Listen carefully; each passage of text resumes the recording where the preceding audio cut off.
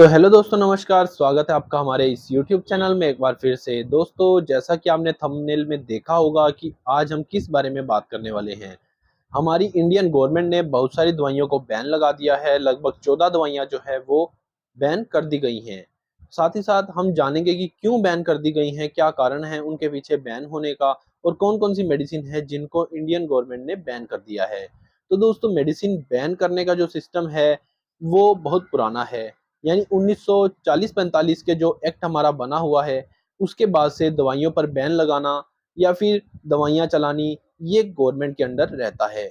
बहुत सारी दवाइयाँ जो हमारे लीवर को नुकसान देती है, हमारी बॉडी की इम्यून सिस्टम को कम कर देती हैं, हमारी बॉडी में किडनी पे इफेक्ट डालती है। बहुत सारी ऐसी मेडिसिन हैं जिनके लेने से हमारी बॉडी पर बहुत सारे साइड इफेक्ट देखने को मिलते हैं।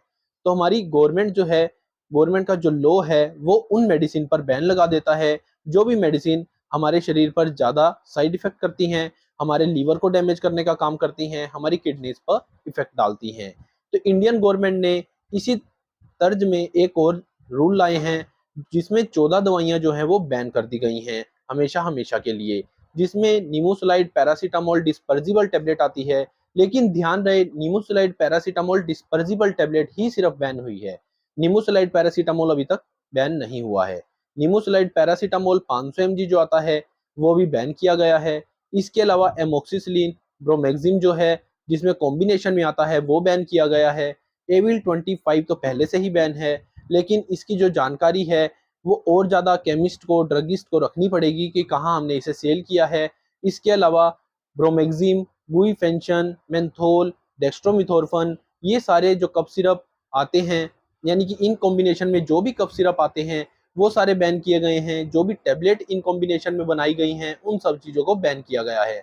इनके बैन करने का मुख्यतः कारण यही है, जो भी दवाएं, जो भी मेडिसिन हमारे शरीर को नुकसान देती है, जो भी मेडिसिन हमारे लीवर को नुकसान देती है, हमारी किडनी को इफेक्ट डालती हैं, वो सभी तरह की दवाई सरकार ने बैन कर दी हैं।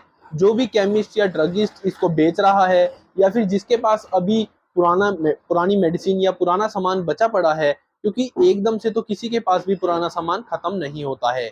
हर किसी के पास पुरानी दवाएं बची होती हैं, क्योंकि किसी को नहीं पता था कि एकदम से जैसे 2000 का नोट बैन कर दिया ऐसे दवाएं भी बैन हो जाएंगी। लेकिन इसी तर्ज पर गवर्नमेंट ने जो चीजें बैन की हैं, केमिस्ट और ड्रगिस्ट को उनका हिसाब रखना पड़ेगा और उन चीजों को बेचना आज से बंद करना पड़ेगा और लेना भी बंद करना पड़ेगा। ये चीजें करनी पड़ेंगी। साथ ही साथ इसके अलावा और बहुत सारे विकल्प हैं। हमारे इंडियन फार्माकोपिया में बहुत सारी ऐसी मेडिसिन हैं, बहुत सारे ऐसे प्रोडक्ट हैं जिनका इस्तेमाल करके हम बीमारियों से राहत पा सकते हैं। बहुत सारी ऐसी मेडिसिन है जिनका नुकसान हमारे शरीर को बहुत कम मिलता है। वैसे तो दवाइयों का नुकसान किसी ना किसी रूप में हमारे शरीर को मिलता ही है, लेकिन फिर भी जो दवाएं हैं वो जीवन की रक्षक मानी गई हैं, इसलिए इनका इस्तेमाल करना जरूरी हो जाता है हमारे जीवन की रक्षा के लिए, हमारे जीवन को बचाने के लिए। इसलिए इसका इस्तेमाल करना बहुत ज़रूरी है। साथ ही साथ हम अपना ध्यान रखें ताकि हमें दवाइयों का इस्तेमाल कम से कम करना पड़े, अच्छे खान-पान लें, अच्छी डाइट लें, ताकि हमारी इम्यून सिस्टम बरकरार रहे, बना रहे और हमें दवाओं के ऊपर निर्भर ना होना पड़े। इसके अलावा बहुत सारी दवाओं में साल्बुटामॉल, ब्रोमेक्सिन के साथ यूज़ होता था। बहुत सारे पेशेंट ऐसे होते हैं जिनको मौसम बदलने की वजह से कफ रहने लग जाती है, गले में खराश रहने लग जाती है, वहाँ पर हम उन्हें भाप दे सकते थे, यानी कि स्टीम दे सकते थे, नेबुलाइज़ कर सकते थे। लेकिन इस आने वाले समय में वो भी चीज़ें बैन कर दी गई हैं।